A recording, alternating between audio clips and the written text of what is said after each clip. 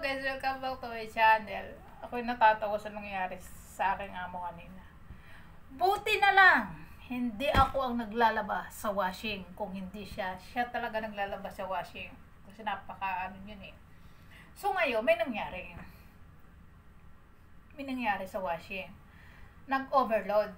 Ay umikot, umistak yung washing namin. So ngayon, nung umistak yung washing namin, may nangyari sa mga damit. May nangyari sa damit. Paano kung hindi i-stack, in-overload niya? Lahat ng damit nilagay niya mga kulay sama-sama, pants, t-shirt, and sock. So ngayon, may nangyari sa mga damit. Naging Dalmatian. Yes, sayang, mga bago aray, mga pants na pamasok na aking alaga. Tapos pantulog na aking amo. Yan guys, tatapon lang to. Ang dami. Oh, naging Dalmatian. Sabi niya, sirada yung washing. Sabi ko, hindi yan sira. Nag-overload lamang. Babawasan ko para umikot ulit. Siyempre, binawasan ko nga para itry ko kung sira talaga yung washing o hindi. So, binawasan ko yung laman ng washing. Tapos sabi niya, bakit daw bumaba? Sige, kasi nga, madaming laman yung washing. Kaya bumaba yung washing. Hindi talaga yan iikot dahil super dami. Halos mapuno ba yung washing? Yun. Tapos yun, binawasan ko. Tapos sabi niya sa akin, sira yung washing ko. Hindi sira.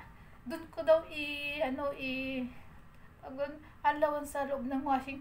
Paano ko halawan yun? Wala naman doong hose. Wala naman hose ditong extra kasi automatic yun.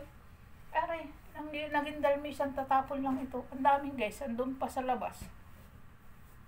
Oh, sayang, mga bago to. Binili to nung magtatagdamit ko. So yun nga, binawasan ko si damit, yung gumana. Gumana si washing, paano hanggang hindi in-overload. Buti na lang hindi ako may kasalanan siya. Siguro kung ako may kasalanan ito, baka ang galit sa akin abot langit. Buti na lang guys, hindi ako naglalaba dito. Kundi, ang nilalaban ko lang kasi dito, yung mga hindi pwedeng i-washing. Like pang office ng amo, tapos yung mga damit kasi nila pang Pakistani. So maninipis yun, hindi siya ni-washing, kaya ako lang. Ay, ayun.